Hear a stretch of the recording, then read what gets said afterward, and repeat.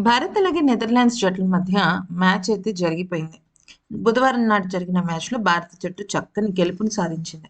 అయితే నిజానికి ఈ మ్యాచ్ అనేది భారత జట్టుకు నామమాత్రమైన మ్యాచే. ఎందుకంటే ఆల్రెడీ సూపర్ 8లో అర్హత సాధించేసింది భారత జట్టు. అయితే ఇక ఇప్పుడు భారత జట్టు గురించి విషయంలో కానీ, లేకపోతే మన ప్రపంచ దేశాలకు సంబంధించి కానీ, అభిమానులకు కానీ ఫోకస్ అంతా సూపర్ 8 పైనే కాన్సంట్రేషన్‌గా ఉంటుంది. ఎందుకంటే సూపర్ 8కి సంబంధించి ఇప్పటికి 20 జట్లలో 8 జట్లు సూపర్ 8కి వెళ్ళాయి. అందుకనే కదా సూపర్ 8 అని పెట్టారు. సో, ఆ 8 టీమ్స్ డివైడెడ్ బై 2 అంటే 4 టీమ్స్ ఒక గ్రూప్ అన్నమాట. గ్రూప్ ఏ వచ్చేసరికి Bharat, west Indies, south Africa, Zimbabwe. So, ఇక్కడ మన భారత జట్టు సౌత్ ఆఫ్రికాతో చాలా కీలకమైన మ్యాచ్ ఆడాలి. ఎందుకంటే జింబాబ్వేతో ఖచ్చితంగా మన భారత జట్టు గెలిచే అవకాశాలున్నాయి. కంపారిటివ్‌లీ ప్రాబబిలిటీ చూసినట్టయితే.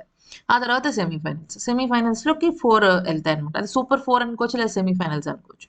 అయితే ఈ నేపథ్యంలో భారత్ ఇప్పటి వరకు జుజుబి జట్లతోనే ఆడింది.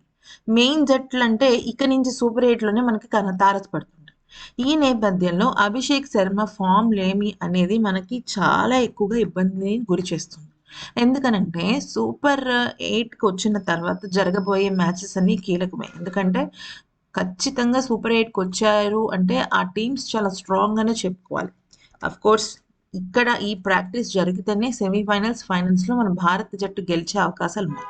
అయితే దీనిపైన అభిషేక్ శర్మ గురించి తన అన్ని మ్యాచెస్‌లో గోల్డెన్ డక్, డకౌట్, ఖాతా అసలు ఇప్పటి వరకు ఖాతా తెరవకుండా తన ఫస్ట్ ఐసీసీ టోర్నమెంట్‌లో తను ఇంకా పరుగుల ఖాతా తెరవకపోవడం ఇన్ని మ్యాచ్‌లు జరిగిన తర్వాత కూడా అంటే ఆశ్చర్య విషయమే. ఎందుకంటే న్యూజిలాండ్‌తో జరిగిన టీ20 సీరీస్‌లో తను ఒక సూపర్ హీరో. అయితే టీ20 ఫార్మాట్‌కి ఓపెనర్ అనేవాడు ఎంత కీలకమో మనకు తెలుసు. దీనిపైన సునీల్ గవాస్కర్ ఏమన్నాడు అంటే, కెరియర్‌లో తొలిసారి వరల్డ్ కప్ టోర్నీ ఆడుతున్న ఈ లెఫ్ట్ హ్యాండ్ బ్యాటర్ ఇప్పటివరకు 3 మ్యాచ్‌లు పూర్తి చేసుకున్నాడు గానీ 8 బంతులు మాత్రమే ఎదుర్కొన్నాడు. ఒక్క పరుగు కూడా చేయలేకపోయాడు. అయితే దీనిపైన సునీల్ గవాస్కర్ ఏమన్నాడంటే, ఈ యువ బ్యాటర్ ముందుగా ఒత్తిడి నుంచి బయటపడాలి. తనకున్న ట్యాగ్స్‌ని తను మర్చిపోవాలి. ఇప్పటివరకు తనకి ఎలా ఉంది ట్యాగ్స్ అంటే సూపర్ 6 హిట్టర్ అని గాని, లేకపోతే హైయెస్ట్ స్ట్రైక్ రేట్ కానీ, లేకపోతే హాఫ్ సెంచరీ హీరో గాని, ఇలా రకరకాలుగా ఉన్నాయి. అవన్నిటిని తను మర్చిపోవాలి. ఎందుకనంటే మైదానం, పిచ్, ప్రత్యర్థి జట్టు, ఆడుతున్న టోర్నమెంట్ ఇవన్నీ మ్యాటర్ అవుతాయి. అందరి రకాల ఆటను అన్ని విధాలుగా ఒకేలా ఉంటాయనడం కరెక్ట్ కాదు. తన ఫుట్ వర్క్ చాలా అంటే చాలా పేలవంగా ఉంది. తొందరపడకుండా తెలివైన షాట్‌లను సూచించాలి. అంచనాల భారం అతడి పైన ఒత్తిడి పెంచుతోంది. అతడు మంచి బ్యాటర్. ఆట మొదలుపెట్టాడంటే తనదైన శైలిలో దూసుకుపోగలడు. కానీ ఇప్పుడు పరిస్థితి మారిపోయింది. 6 హిట్టర్ అని పేరున్న అభిషేక్ ఆ ఒత్తిడిని తట్టుకోలేకపోతున్నాడు. ప్రపంచంలోనే నంబర్ 1 టీ20 బ్యాటర్ అతడు. అదే అతడి ఒత్తిడిలోకి తోసేస్తోంది. ఏమైనా అభిషేక్ ఓపికగా ఆడాలి. మొదటి బంతి నుంచి బౌండరీ 6 బాదేయాలి అనుకోవడం కరెక్ట్ కాదు. 200కు పైగా స్ట్రైక్ రేట్‌తో బ్యాటింగ్ చేస్తేనే నన్ను ఆటగాడిగా చూస్తాడనుకోవడం అవివేకం. ముందు నిజంగా తన ఔట్ అయిన పద్ధతిని చూస్తుంటే అది చాలా సాధారణం. అతడి షాట్ సెలక్షన్ బట్టి ఎవ్వరైనా పసిగట్టగలరు అతను తప్పు ఆడుతున్నాడు, ప్రెషర్‌లో ఉన్నాడని. మెదడు నుంచి ఆ భారాన్ని తీసేయాలి. నేను క్రీజ్‌లో నిలదొక్కుకోవాలి. క్రీజ్‌లో నేనుండాలి అని అనుకోవాలి. దానికి తన ఆటను మెరుగుపరుచుకోవాలి. అప్పుడే తను సాధించగలడు అంటూ అభిషేక్ శర్మ పైన కామెంట్స్ చేశాడు. ఇక తన గురువు యువరాజ్ సింగ్ అంటే మన భారత జట్టు super duper sixers king Yuvraj Singh మాట్లాడుతూ ఏమన్నాడంటే, అభిషేక్ శర్మ విషయంలో నేను పూర్తి స్థాయి ఒపీనియన్‌కైతే నేను రాలేను. ఎందుకనంటే తను ప్రెషర్ తీసుకునే వ్యక్తి కాదు. ప్రెషర్‌ని గేమ్‌లో మలుచుకునే వ్యక్తి. కానీ తను ఇప్పటివరకు 3 మ్యాచ్‌ల్లో ఒక్క పరుగు కూడా చేయలేకపోవడం నాకు కూడా బాధగానే అనిపిస్తుంది. అయితే ఈ ఐసీసీ టీ20 వరల్డ్ కప్‌లోనే తనేంటనేది తను నిరూపించుకుంటాడు. కానీ ఒక్క విషయం నేను చెప్పాలనుకుంటున్నాను. అదేంటంటే అభిషేక్ శర్మ ఒత్తిడిలో ఉన్నాడని నాకు అర్థమైంది. తన హెల్త్ ప్రాబ్లమ్స్ నాకైతే తెలుసు. అతను రీసెంట్‌గా దాదాపుగా 3½ కేజీస్ వెయిట్ లాస్ అయ్యాడు. తన స్టమక్ అప్సెట్ అయిందన్న విషయం తనకు తెలుసు. కానీ తన స్ట్రాంగ్ డిటర్మినేషన్ వల్లే తను మైదానంలోకి అడుగుపెడుతున్నాడు. తన బాడీ అండ్ మైండ్ సింక్ కుదరట్లేదన్న విషయం నాకు స్పష్టమవుతోంది. అయితే తను ఇక్కడ ఈ విషయంలో ఓపెన్ అప్ అవ్వాలి. తన ఫిజికల్ స్ట్రెంగ్త్, తన మెంటల్ స్ట్రెంగ్త్‌కి మ్యాచ్ అవుతుందో లేదో చూసుకోవాలి. అప్పుడే తనకంటూ తన గేమ్‌ని బయటికి తీసుకురాగలడు. అంతేకాని ఏదో ఆడాలి అని బరిలోకి దిగి ఔట్ అయిపోతే తనకే అది చాలా పెద్ద ముప్పు. అయితే మొదటిగా తను ఏ రకంగానూ ప్రెషర్ తీసుకోకూడదు.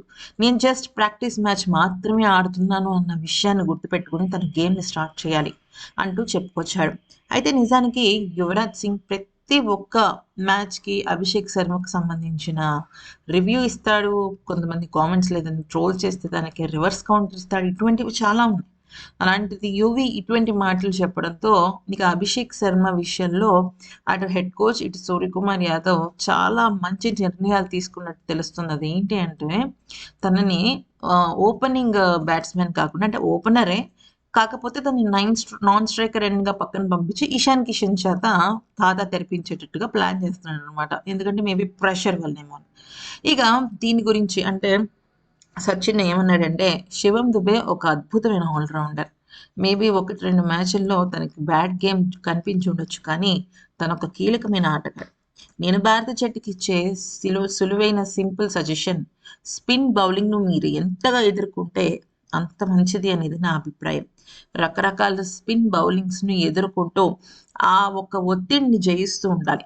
ఇక నిద్రలో లేపినా కూడా భారత జట్టుకి అసలు నెగెటివ్ పాయింట్సే లేవు అనే విషయాన్ని గమనించాలి. బౌలర్స్ ఈ టోర్నమెంట్ ఆసాంతం బాగా రాణిస్తున్నారు. 1, 2 చిన్న చిన్న పొరపాట్లు మినహాయించి ఎక్కడా కూడా బాగా సరిదిద్దుకోవాలి అనుకున్న విషయాలైతే బౌలర్స్ విషయంలో లేవు. కానీ బ్యాటింగ్‌లోనే కొద్దిగా తడబాటు కనిపిస్తోంది. దీనికి తోడు కొద్దిగా ఫీల్డింగ్ విషయంలో కూడా పదే పదే తప్పులు జరుగుతున్నాయి. ఈ విషయాన్ని గుర్తుపెట్టుకోవాలి అంటూ సచిన్ టెండూల్కర్ వ్యాఖ్యానించాడు. అంటే సచిన్ శివం దుబేని మెచ్చుకున్నాడు, భారత జట్టుని మెచ్చుకున్నాడు. కానీ చేయాల్సిన, సరిదిద్దుకోవాల్సిన తప్పుల్ని చాలా స్వీట్‌గా చెప్పాడు. ఇక ఆ తర్వాత ఎంఎస్ ధోని వ్యాఖ్యానిస్తూ ఏమన్నాడంటే, భారత జట్టు టీమ్ సెలక్షన్ కానీ, వాళ్ళు ఆడుతున్న తీరు, పద్ధతి కానీ, అలాగే సూర్యకుమార్ యాదవ్ హ్యాండిల్ చేస్తున్న ప్రెషర్ కానీ చాలా బావుంది. అసలు భారత జట్టు ఏ రకంగా మారింది అంటే, ప్రత్యర్థి జట్టు ఎవరిని ఫస్ట్ టార్గెట్ చేయాలి అనేది కూడా వాళ్ళు కనిపెట్టలేకపోతున్నారు. ఆ రకంగా ప్రతి ఒక్కళ్ళు కూడా మ్యాచ్ విన్నింగ్ అవతారాలు ఎత్తుతున్నారు. ఇది భారత్‌కు శుభ పరిణామమే. కానీ ఒక్కొక్కసారి పెద్ద పెద్ద అంచనాలు రీచ్ అయ్యే క్రమంలో చిన్న చిన్న తడబాట్లు ఎక్కువగా మూల్యాన్ని చెల్లిస్తూ ఉంటాయి. నా దృష్టిలో అయితే నో బాల్, ఫీల్డింగ్ అలాగే వైడ్స్ ఈ 3 తగ్గించుకోవాలి. ఇది బౌలర్స్‌కి కానీ, ఫీల్డింగ్ చేసేవాళ్ళు కానీ గుర్తుపెట్టుకోవాల్సిన విషయం. ఇక బ్యాటింగ్ అంటారా? ఖచ్చితంగా దీనికి సంబంధించి వాళ్ళకి ఇండివిడ్యుయల్‌గా ప్రెషర్ అనేది ఉంటుంది అనేది చెప్పుకోవాలి. మరి అది ఫ్రెండ్స్ దిగ్గజాలైతే ఇలా చెప్పారు. సో, సూపర్ 8 షెడ్యూల్ గనుక మనం చూసినట్టయితే ఫస్ట్ స్టార్టింగ్ వీడియోలో చెప్పుకున్నట్టుగా Bharat versus South Africa first జరుగుతుంది. తర్వాత ఫిబ్రవరి 26 భారత్ వర్సెస్ జింబాబ్వే జరుగుతుంది. ఆ తర్వాత భారత్ వర్సెస్ వెస్ట్ ఇండీస్ జరుగుతుంది. ఎప్పుడు మార్చ్ 1 అనమాట. సో, ఈ మంత్‌కైతే భారత్ 2 కీలకమైన గేమ్స్‌నైతే ఆడుతుందనమాట. సో, నెక్స్ట్ మంత్ మార్చ్ 1కే మన భారత జట్టు వచ్చేసరికి వెస్ట్ ఇండీస్‌తో జరుగుతుంది. సో, వెస్ట్ ఇండీస్ కానీ, జింబాబ్వే గానీ కొద్దిగా మన భారత్‌కి ఫేవరబుల్ అంటే బావుంటుంది. బట్ సౌత్ ఆఫ్రికా పరంగా చూసుకోవాలి. కరెక్ట్‌గా ప్లాన్ చేసుకుంటే నిజానికి ఫైనల్స్‌లోకి వెళ్ళిపోయే జట్టే. ఫైనల్స్ కప్పు కొట్టే జట్టే. కాకపోతే చిన్న చిన్న తడబాటు కనిపిస్తుంది. అవి ఓవర్‌కమ్ చేయడానికి దిగ్గజాలు కొన్ని సజెషన్స్ అయితే ఇచ్చారు. ఖచ్చితంగా అవి పాటించుకోవాలి. పాటించుకొని ఈ పద్ధతిని తీర్చిదిద్దుకోవాలనమాట. ఈ వీడియో గనుక నచ్చినట్టయితే లైక్ చేసి సబ్స్క్రైబ్ చేసుకోండి ఫ్రెండ్స్. మా ఛానల్‌ని మీరు సబ్స్క్రైబ్ చేసుకున్నట్టయితే మేము ఎటువంటి వీడియోస్ పెట్టినప్పటికీ కూడా మీకు ఖచ్చితంగా అందుతాయన్నమాట. ఎందుకనంటే మీరు గనుక సబ్స్క్రైబ్ చేసుకోకపోతే కొన్ని కొన్ని లేటెస్ట్ అప్డేట్స్‌ని మీరు మిస్ అయ్యే అవకాశం కనిపిస్తుంది. సో, విన్నారు కదా! మరి లైక్ చేయండి, కామెంట్ చేయండి. అలాగే సబ్స్క్రైబ్ చేసుకొని బెల్ ఐకాన్ ప్రెస్ చేయండి. Thanks for watching.